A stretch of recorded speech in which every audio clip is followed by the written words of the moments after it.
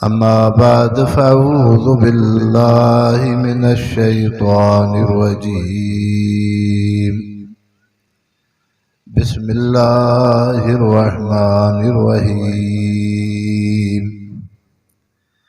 वत्तीनि वज़्ज़ैतूनि वतूरि सीनीन वहाज़ल बलदिल अमीन।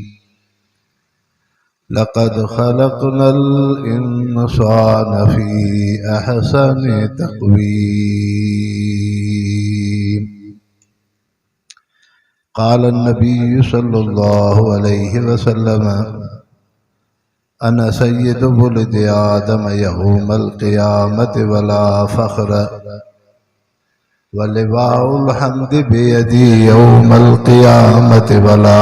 फ़ख़्र। वक़ाल नबी सल्लल्लाहु अलैहि वसल्लम अंज़लल्लाहु अलैय अमानतैन वमा कानल्लाहु लियुअज़्ज़िबहुम व अंत फ़ीहिम वमा कानल्लाहु मुअज़्ज़िबहुम व हुम यस्तग़फ़िरून। फ़इज़ा मज़ैतु तरक्तु फ़ीहिमुल इस्तिग़फ़ार इला यौमिल क़ियामह। दिल जे मोहब्बत सां दुरूद शरीफ पढ़ो। अल्लाहुम्मा सल्लि अला सय्यिदिना मुहम्मदिन नबील उम्मीय व आलिहि व बारिक व सल्लिम अदद कुल्लि मअलूम लक दाइमन अबदा। वाजिबुल एहतराम गोठ आतड़ मियाणी गिरदो नवाह जा मुसलमान भाइरो, अजो अल्लाह रब्बुल इज़्ज़त तवां खे मौलाना मोहम्मद उमर साहब जे मीज़बानी में सीरतुन नबी सल्लल्लाहु अलैहि वसल्लम जे जलसे में हाज़री जी रब साईं सआदत बख्शी आहे। अल्लाह करीम इन भलारे मुक़द्दस जलसे जे तुफ़ैले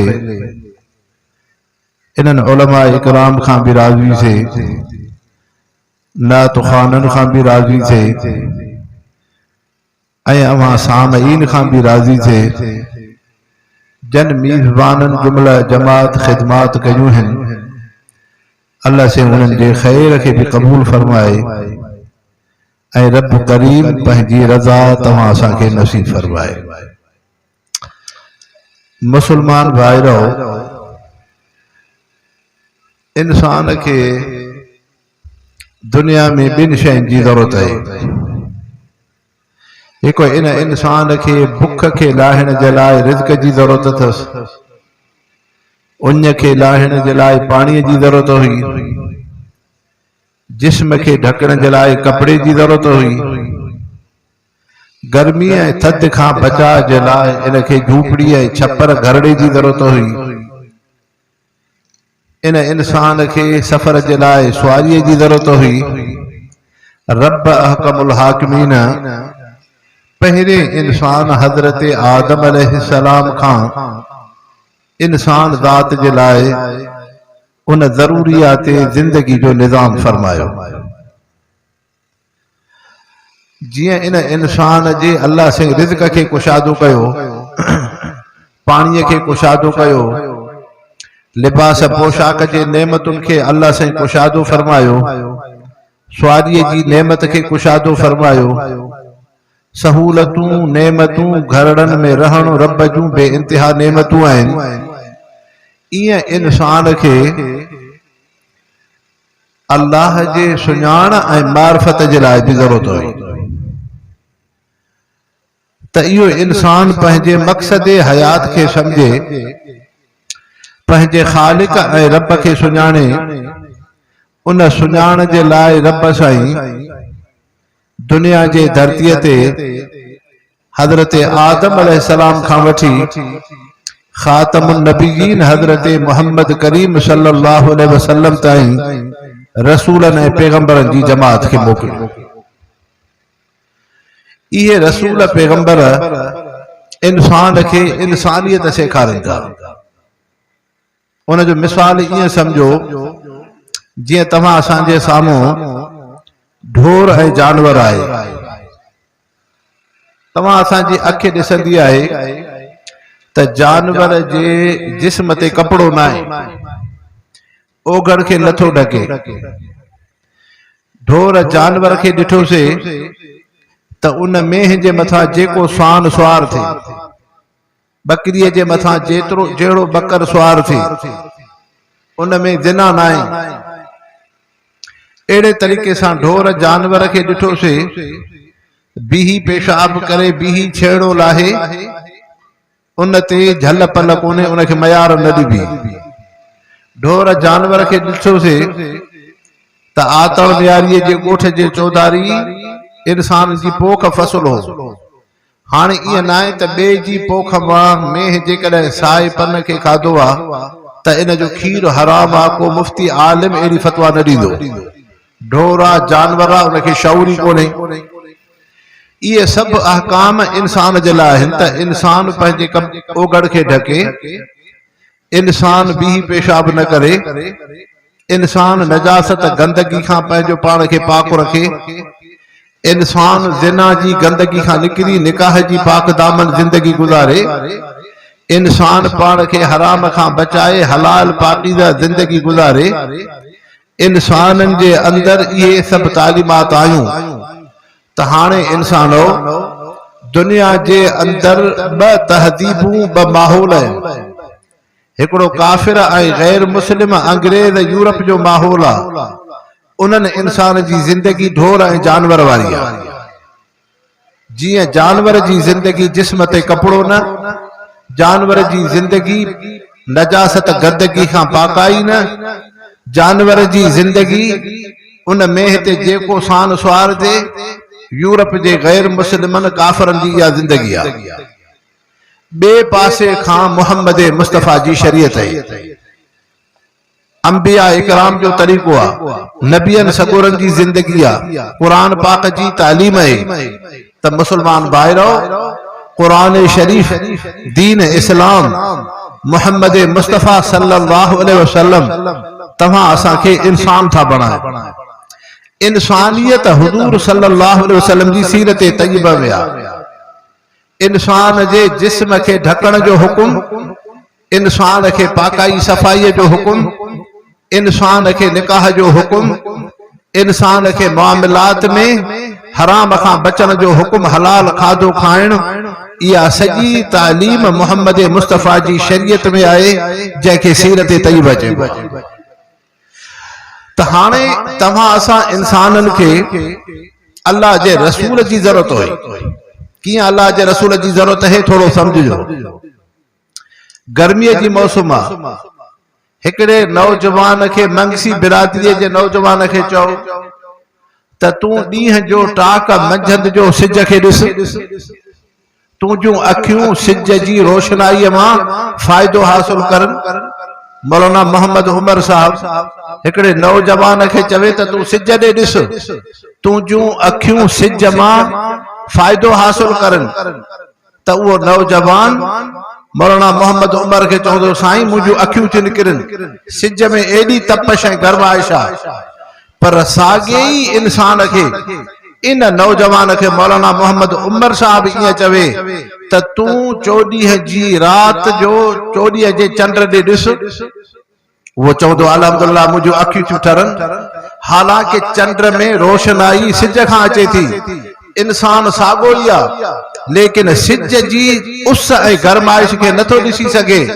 लेकिन चोॾीह जे चंड जे रोशनाईअ मां इंसान जूं अखियूं थियूं ठरनि त इंसान जो मक़सद इहो हुयो जो ही क़ुरान शरीफ अल्लाह जो किताब वहयो पाक इहा उहा अज़ीम नेमत आहे जेकॾहिं मुहम्मद मुस्तफ़ा न हुजनि हा इन क़ुरान पाक में नूर आहे सिज जी रोशनाईअ वांगुरु इनखे अल्लाह से क़ुरान शरीफ में फरमायो लौ अंज़लना हाज़ल क़ुरान अला जबलिन लरअयतहु खाशिअन मुतसद्दिअन मिन ख़शियतिल्लाह जे हिन क़ुरान खे असां जबल ते आसमान ते ज़मीन ते मखलूक ते रखूं हा त इहो सख्त जबल क़ुरान सां ज़रा ज़रा थिए हा लेकिन जॾहिं क़ुरान शरीफ़ लोहे महफूज़ खां हज़रत जिब्रील जे वास्ते सां मुहम्मद मुस्तफ़ा सल्लल्लाहु अलैहि वसल्लम जे क़ल्ब ऐं सीने मुबारक में आयो हाणे मुहम्मद मुस्तफ़ा हिन चोॾीअ जे चंड वांगुरु मुहम्मद मुस्तफ़ा हिन चोॾीअ जे चंड वांगुरु हाणे महबूब मुस्तफ़ा जे सीने में क़ुरान आयो मुहम्मद मुस्तफ़ा खां सहाबा में क़ुरान आयो सहाबा खां ताबईन में क़ुरान आयो ताबईन खां तबउ ताबईन में क़ुरान आयो हर दौर हर ज़माने में मुतवातिर ऐं जमे गफ़ीर जी सूरत में मुसलमान हज़ारे क़ुरान पाक के हिफ़्ज़ याद पिया करन हलंदे हलंदे आतन म्याणीअ जे ॻोठ ते नज़र कईसे त मौलाना मोहम्मद उमर साहब जे ॻोठड़े जे अंदर मुसलमाननि जा मासूम ॿारड़ा हुआ जन जे सीननि में क़ुरान शरीफ़ महफूज़ हो हाणे क़ुरान पाक जो नूर जेको तुंहिंजे मुंहिंजे सीने में आ इहा मेहरबानी मोहम्मद मुस्तफ़ा जे तुफ़े ते आहे या मोहम्मद मुस्तफ़ा जे तुफ़े ते आहे तंहिंजे करे इंसानो रसूल इंसानियत जी ज़रूरत आहे उनखे अञा आम ईअं सम्झो तव्हां ॻोठाणा इंसान हो खीर तहां जी ज़रूरत है पोइ जॾहिं खीर तहां जी ज़रूरत है त खीर मां चांहि खे ठाहींदा हो कॾहिं खीर खे गरम कंदा हो पोइ जॾहिं खीर मां चांहि ठाहिणी आहे खीर खे गरम करणो आहे त पोइ सहो सिधो इन खीर खे बाहि ते रखो काठियुनि ते छो उन खीर खे बाटेले में देगड़ीअ में किटलीअ में कंहिं थाम बर्तन में रखंदा हो जॾहिं खीर खे गरम करणो आहे त बाहि ते रखो त मालूम थियो त काठियुनि ते रखण सां फ़ाइदे जे बजाय नुक़सान थी पवंदो हाणे जीअं खीर खे बाहि ते रखण जे लाइ विच में थाम जी ज़रूरत है ईअं इंसानो तुंहिंजे मुंहिंजे सीने में एतिरी कुवत कोन हुई तुंहिंजे मुंहिंजे अंदर उहा परहेज़गारी कोन हुई जो अल्लाह जे क़ुरान पाक खे सहो सिधो जिब्रील इन मगसी बिरादरीअ जे मुसलमाननि जे सीननि ते अची हज़रत जिब्रील ऐं फ़रिश्ता अची क़ुरान जो आयतूं रखनि हा तोखे मुंहिंजे सीने में बर्दाश्त कोन हुई तंहिंजे करे क़ुरान पाक जे लाइ मुहम्मद मुस्तफ़ा जे थाम जी ज़रूरत हुई हाणे जीअं खीर खे बाहि ते रखण जे लाइ थाम जी ज़रूरत है अल्लाह ऐं इंसानियत जे विच में रसूल ऐं मुहम्मद मुस्तफ़ा जी ज़रूरत है तंहिंजे करे अल्लाह से हज़रत आदम अलैहिस्सलाम खां वठी ख़ातमुन नबीयीन हज़रत मुहम्मद मुस्तफ़ा सल्लल्लाहु अलैहि वसल्लम ताईं रसूल ऐं नबीअनि जी जमात खे मोकिलियो हाणे इंसानो रसूल कहिड़ा मुक़द्दस इंसान आहिनि पैगंबर करीम सल्लल्लाहु अलैहि वसल्लम फरमायो अल्लाह साईं रसूलनि पैगंबरनि खे जन्नत जी पाक मिटीअ मां पैदा कयो लेकिन मां उहो अल्लाह जो उलुल अज़म रसूल ऐं पैगंबर आहियां रब मूंखे जन्नतुल फिरदौस जी फज़ीलत वारी मिटीअ मां पैदा कयो तमाम रसूलन पैगंबरन के अल्लाह से जन्नत जी मिट्टी मां पैदा कयो मुहम्मद मुस्तफ़ा के अल्लाह से जन्नतुल फिरदौस जी मिट्टी मां पैदा कयो जडे जन्नत जी मिट्टी नबी जे वजूद में आ तपो जन्नत में जिना न हुंदी जन्नत में गार गंद नाहे जन्नत में हसद कीरो बुग़्ज़ नाहे जन्नत में हिर्स हवस नाहे जन्नत में गुनाह बदकारियूं नाहिन तपो जडे रसूल पैगंबर जे जिस्म में जन्नत जी मिट्टी अची वई चाहे अल्लाह जो रसूल दुनिया में हुंदो आ चाहे उन जी बचपन बाराइप जी जिंदगी आ रसूल जी जवानी जी जिंदगी आ रसूल जी नबूवत जी जिंदगी आ लेकिन उन रसूल पैगंबर जी पूरी जिंदगी जन्नती जिंदगी होंदी आ जियां रसूल नबूवत खां 40 सालन खां बाद उन जी जिंदगी गुनाहन खां मुतहर ऐं पाक ऐं साफ आहे अल्लाह जो रसूल मासूम आहे ते रसूल जी जवानी भी मासूम होंदी आ रसूल बाराइप में भी गुनाहन खां पाक ऐं साफ होंदो आ तंहिंजे करे अल्लाह से पंहिंजे रसूल खे घणनि खूबियुनि ऐं ख़सलतुनि सां नवाज़ींदो आहे हाणे थोरो समझिजो अल्लाह साईं रसूल खे गुनाह खां छो पाक कंदो आहे गुनाह कहिड़ी नहूसत आहे उनखे थोरो समझिजो गुनाह अहिड़ी शइ आहे जेका इंसान जे हाफ़िज़े खे कमज़ोर कंदो आहे इंसानियत जे रूहानियत ते असर थींदो आहे कसरत गुनाह जे करे दिल सख्त थी वेंदी आहे उज़वन ते उन गुनाह जा असर थींदा आहिनि ऐं गुनाह अहिड़ी शइ आहे जंहिं सां रब जी रहमत मुतवज्जो न थींदी आहे ऐं गुनाहनि जे करे इंसान सां मोहब्बत न रखंदो थोरो समझिजो तव्हां असां जंहिं मुआशिरे माहौल में रहूं था को अकलमंद दाना समझदार इंसान जेको ज़ानी आहे उन ज़ानीअ सां मोहब्बत न रखंदो को अकलमंद सियाणो इंसान शराबीअ सां मोहब्बत न रखंदो को अकलमंद समझदार इंसान को बद अखलाक आहे उन सां मोहब्बत न रखंदो छो गुनाह अहिड़ी शइ आहे जीअं तोखे मूंखे गुनाह खां नफ़रत आहे तीअं गुनाहगार सां दिली मोहब्बत न थींदी आहे ही जुदारी शइ आहे त दीन जी तालीम आहे त तव्हां उन्हनि खे पंहिंजी मोहब्बत में आणियो लेकिन उन सां दिली मोहब्बत न थींदी जीअं हिकिड़े परहेज़गार नेक सालिह सोहणनि खूबियुनि वारे इंसान सां मोहब्बत थींदी आहे जंहिंमें निमाज़ हूंदी जंहिंमें अखलाक हूंदो जंहिंमें हया हूंदो जंहिंमें अदब हूंदो जंहिंमें तवाज़ु हूंदी जंहिंमें परहेज़गारी हूंदी उन सां वधीक मोहब्बत थी पवंदी गुनाहगार बदकार सां दिली मोहब्बत न थींदी आहे त हाणे रसूल जी ज़िंदगी आहे हिदायत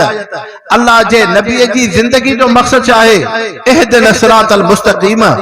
इंसान हिदायत ते अचनि हाणे हिदायत जे लाइ शर्त आहे त उहे उम्मती इंसान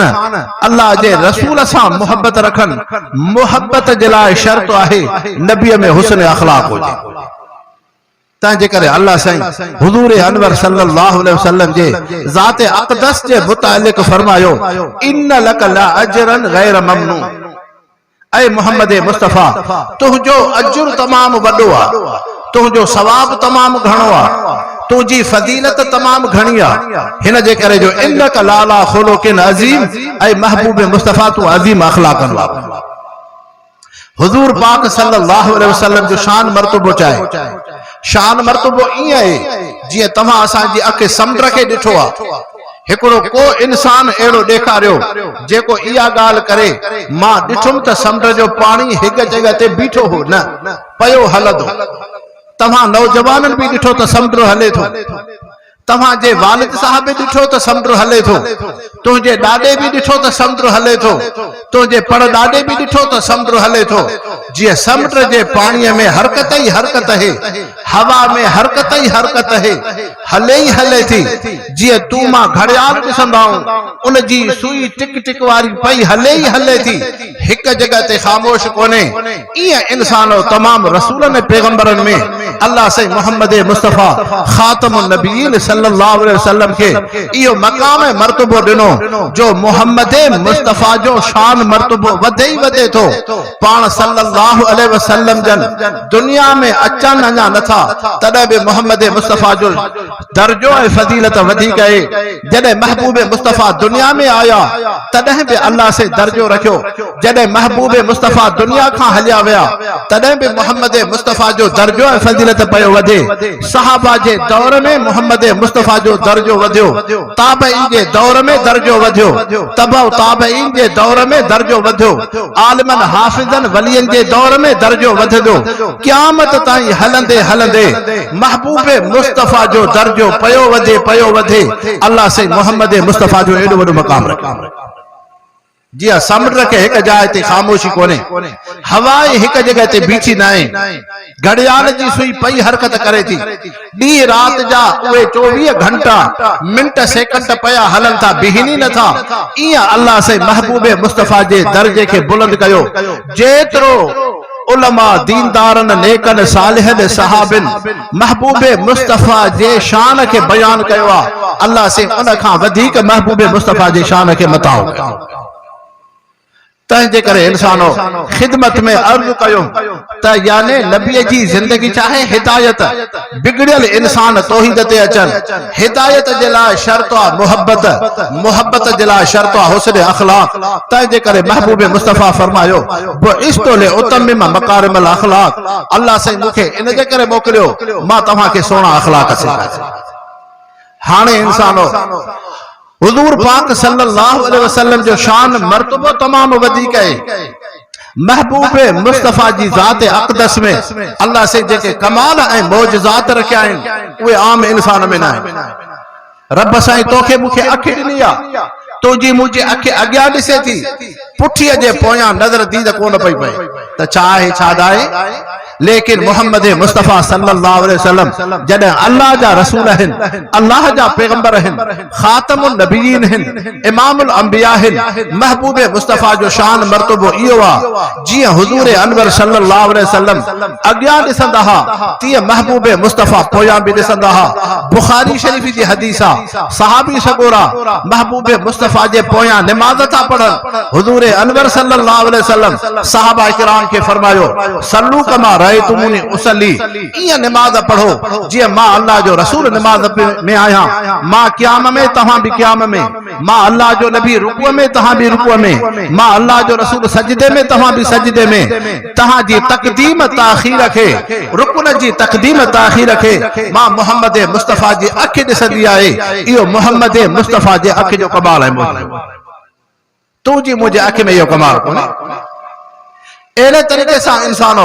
रब तोखे मूंखे ज़ुबान ॾिनी आहे, तुंहिंजी मुंहिंजी ज़ुबान में इहा शइ आहे, खटे चेहरे मिठे जो फ़र्क़ु महसूस कंदी त चांहि में खंडु आहे या न।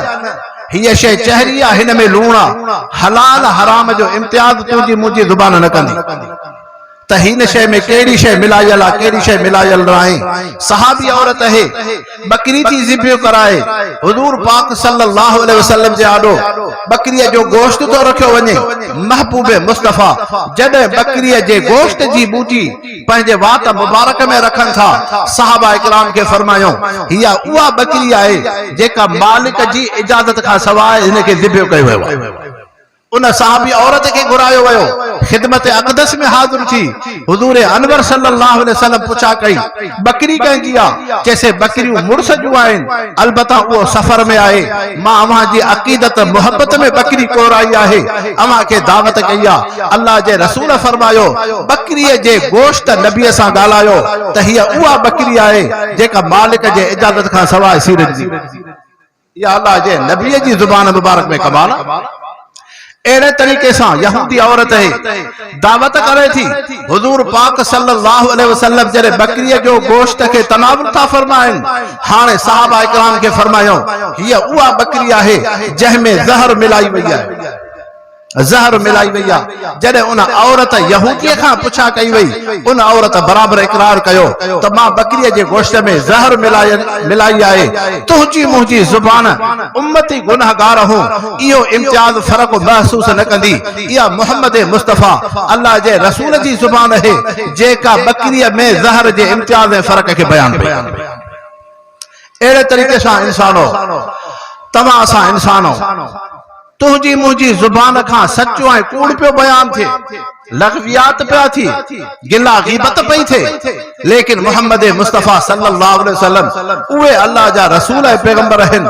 जो हज़रत अब्दुल्लाह बिन अमर बिन आस रज़ियल्लाहु अन्हु सहाबी आहे। हज़रत अब्दुल्लाह रज़ियल्लाहु अन्हु हुज़ूर पाक सल्लल्लाहु अलैहि वसल्लम जी ज़ुबान मुबारक खां जेके अल्फाज निकरनि था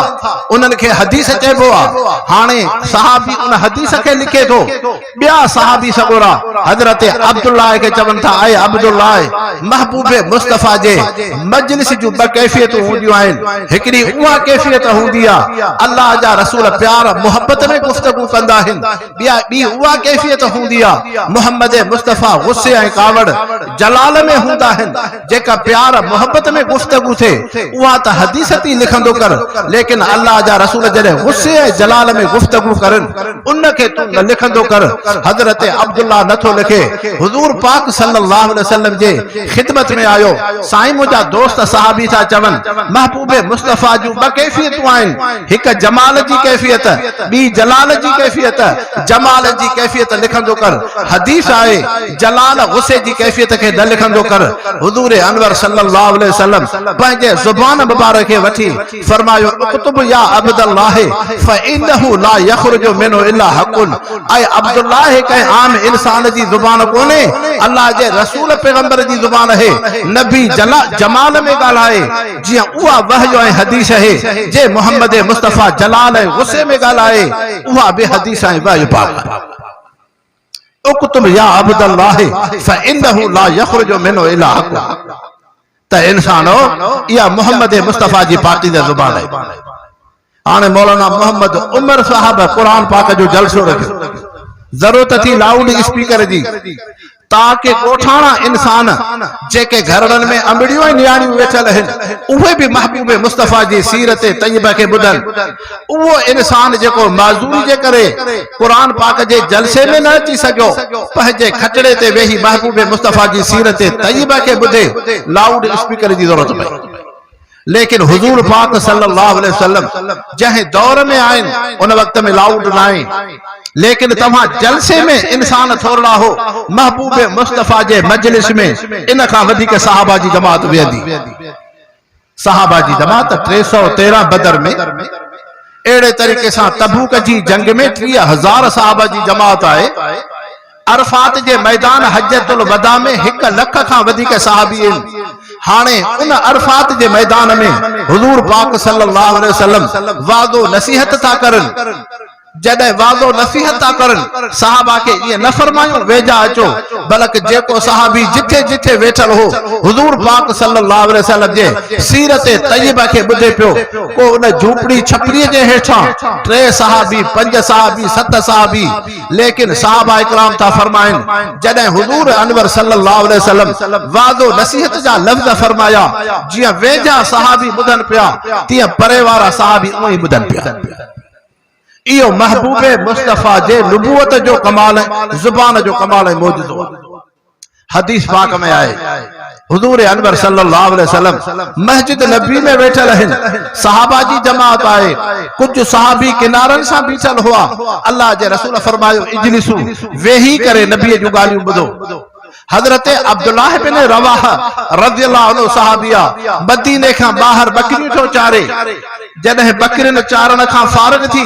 घर में बकरियूं छॾे महबूब मुस्तफ़ा जे मजलिस में अचे थो। सहाबी सगोरा मस्जिद नबी में वेठल आहिनि। हजरत अब्दुल्लाह बिन रवाहा रज़ियल्लाहु अन्हु पंहिंजे दोस्त सहाबिन खां पुछे थो अल्लाह जे रसूल महबूब मुस्तफ़ा तहां खे नसीहत में ये लफ्ज़ फरमाया हा इजलिसू वेही करे नबी जूं ॻाल्हियूं ॿुधो चे बराबर पो तव्हां महबूब मुस्तफ़ा जे हुक्म जी फरमा बरदारी कई चे बराबर। हजरत अब्दुल्लाह बिन रवाहा रज़ियल्लाहु अन्हु सहाबिया चे तो मां त मस्जिद नबी में कोन हुयुम मां त मदीने जे घिटी ऐं घरन में कोन हुयुम मां त मदीने शरीफ खां ॿाहिर बकरियूं पियो चारियां। बकरिन जे चारण जे दौरान महबूब मुस्तफ़ा जे उहो नसीहत जा लफ्ज़ अब्दुल्लाह बिन रवाहा झंग में ॿुधा हा। उते हेठि मिटीअ ते वेही मोहम्मद मुस्तफ़ा जे हुक्म जी फरमा बरदारी कई।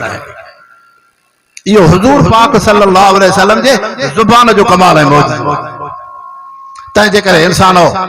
महबूब मुस्तफ़ा सल्लल्लाहु अलैहि वसल्लम जे मुबारक जिस्म जो इहो कमाल आहे।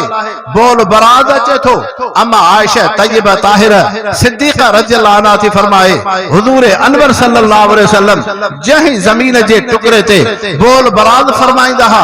ज़मीन उनखे ॻीए छॾे ज़मीन जे उन टुकड़े मञा खुशबू ईंदी।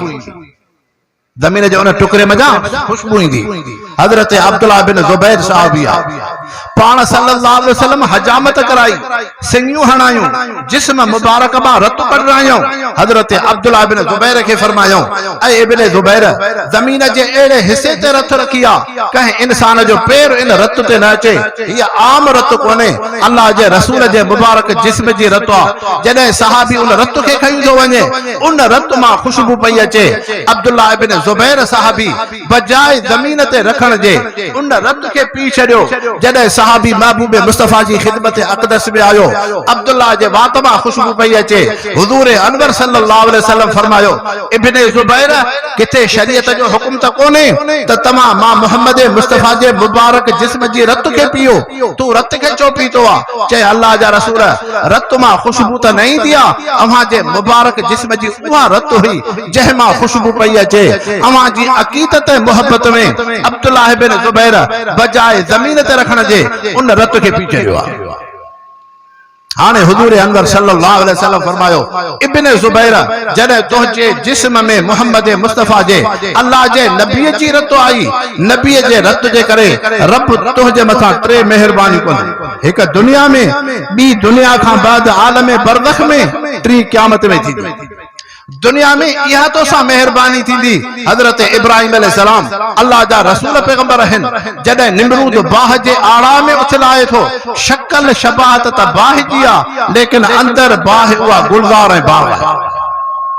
उहा बाह गुलज़ार ऐं बाग आहे। मक़सद छा थियो? जॾहिं इब्न ज़ुबैर जे जिस्म में महबूब मुस्तफ़ा जे जिस्म मुबारक जी रत मुबारक आई, रत जे करे हाणे इहो थींदो जेका भी तकलीफ़ दर्द ईंदी, शक्ल शबाहत त तकलीफ़ जी हूंदी, लेकिन अंदर उन में राहत ऐं लतुफ़ ऐं लज़त बराबरि इहे थींदो आहे। तव्हां असांजा मुर्शिद मुरबी हज़रत मोहम्मद सिद्दीक़ बरजूली रहमहुल्लाह गुर्दे जो दर्द थो थिए तॾहिं ते सुम्हनि था, रब जी मोहब्बत में शेर था झूंगारनि, लुत्फ़े सजण दम बदम, कहरे सजण गाह गाह, हीअ बि सजण वाह वाह, हूअ बि सजण वाह वाह। जे अल्लाह जे वलीअ जे मथां इहा मेहरबानी थी सघे थी। सहाबीअ जो दर्जो त कई हिस्सा वधीक आहे, पर जॾहिं सहाबीअ जे जिस्म में महबूब मुस्तफ़ा अल्लाह जे रसूल जे पैगंबर जी रत आई, त रत जे करे रब हुन जे मथां छो न मेहरबानी। आलम बरज़ख में हुजूर अनवर सल्लल्लाहु अलैहि वसल्लम फरमायो अल अंबियाउ अहयाउन फी क़ुबूरिहिम व हुम युसल्लून, कब्र जी मिट्टी जिस वो जेको कीड़ो नबी जे जिस्म के न खईंदो आहे, जीअं अल्लाह जे रसूल जो मुबारक जिस्म दुनिया में मासूम ऐं महफूज़ हूंदो आहे, तीअं कब्र में भी नबी जो जिस्म मासूम ऐं महफूज़ हूंदो आहे। मोहम्मद मुस्तफ़ा सल्लल्लाहु अलैहि वसल्लम फरमायो अब्दुल्लाह इब्न ज़ुबैर जॾहिं तुंहिंजे जिस्म में मां अल्लाह जे नबी जे जिस्म जी रत आई, रब तुंहिंजे जिस्म के कब्र जे मिट्टी ऐं कीड़नि खां महफूज़ कंदो। टी मेहरबानी इहा अची थींदी क़यामत जे ॾींहुं मोहम्मद मुस्तफ़ा जे रत जे करे अब्दुल्लाह इब्न ज़ुबैर खां रब हिसाब किताब न वठंदो, बग़ैर हिसाब किताब जे जन्नत में त इंसानो जंहिं महबूब मुस्तफ़ा जे रत जो इहो कमाल, जंहिं मोहम्मद मुस्तफ़ा जे जिस्म मुबारक जा कई कमाल ऐं खूबियूं आहिनि, उन महबूब मुस्तफ़ा जी सुन्नत ऐं सीरत में केॾियूं वॾियूं फज़ीलत। हिन सीरत नबी सल्लल्लाहु अलैहि वसल्लम जे जलसे जो मक़सद इहो आहे तुंहिंजी मुंहिंजी ज़िंदगी महबूब मुस्तफ़ा जे उसवा हसन सीरत तय्यबा ते बणिजी बस। इंसानो पाण के खिलाफात खां कढो, बिदात खां कढो, उन अमल ते हलो जेको महबूब मुस्तफ़ा जो सुन्नत तरीक़ो आहे। हाणे इन सुन्नत जो तव्हां असांखे सौदो किथां मिलंदो? कंहिं स्कूल मां, उन बाज़ार मां, ओताक बैठक मां न, इन महबूब मुस्तफ़ा जे सुन्नत जो तव्हां असांखे सौदो मस्जिदनि ऐं मदरसनि अल्लाह वारनि खां अची मिलंदो। तव्हांजी भिक सां दरगाह बेर शरीफ आहे, वञो न अल्लाह जे वलीअ जे ख़िदमत में ज़िक्र अज़कार जा सबक हासिल करे मोहम्मद मुस्तफ़ा जी सुन्नत खे पंहिंजे वजूद ते ज़िंदा कयो। तव्हांजे साम्हूं उलमा दीनदार आहिनि, हक़ानी रहमानी ऐं रब्बानी आलिम, इन्हनि आलिमनि जी सोबत में वञी करे पंहिंजी ज़िंदगी महबूब मुस्तफ़ा जे सुन्नत ऐं सीरत ते बणायो। इंसानो मोहम्मद मुस्तफ़ा जी सुन्नत चाहे, अल्लाह जे रसूल फरमायो मन अहया सुन्नती फ़क़द अहब्बनी मन अहब्बनी कान मई फिल जन्नत, जंहिं मुंहिंजे उम्मती मां मोहम्मद मुस्तफ़ा जी मोहब्बत जे करे मुंहिंजी सुन्नत खे ज़िंदा कयो, जन्नत में मूंसां गॾु। जे तव्हां असां चाहियूं था त जन्नत में महबूब मुस्तफ़ा जे पाड़े में हुजूं, त उन जो सौदो सस्तो आहे तौहीद ऐं ईमान ऐं कलमे खां पोइ महबूब मुस्तफ़ा जी सुन्नत ऐं सीरत खे ज़िंदा कयो। अल्लाह करीम तव्हां असांजी हाज़िरी खे क़बूल फरमाए, रब करीम हिन जलसे खे हिदायत जो ज़रियो बणाए। अल्लाह करीम तव्हां असांखे दीन जी सम्झ अता फरमाए। वमा अलैना इल्लल बलागुल मुबीन।